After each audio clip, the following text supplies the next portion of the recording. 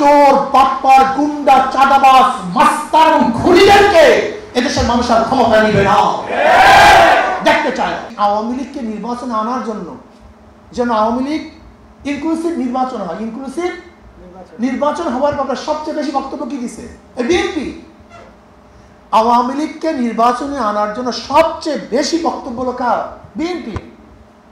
আওয়ামী লীগের সমস্ত সম্পত্তি দখল করছে কে? এস আলম গ্রুপের সমস্ত সম্পত্তি কার কাছে? এস আলমের সমস্ত গাড়ি কার কাছে? খুঁজে দেখুন, আমার খোঁজার দরকার নেই।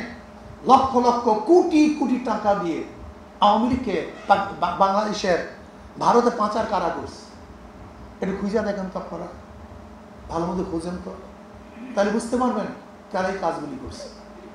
এখন প্রশ্ন করতে পারেন, হুজুর আওয়ামী লীগকে বিএনপি নির্বাচনে আনতে চায় কেন? এটা মারাত্মক প্রশ্ন।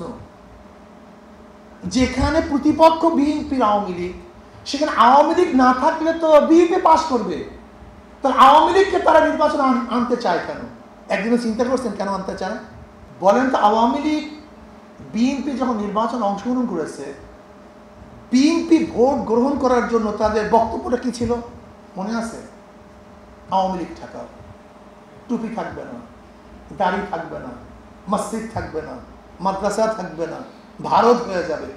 বলো তো, এছাড়া বিএনপি ভোট নেওয়ার আর কোনো বক্তব্য শুনছেন আজ পর্যন্ত? হ্যাঁ, 100 বক্তব্য দিতে পারে আওয়ামী লীগ, কেন ভোট তাদেরকে দিবেন 100?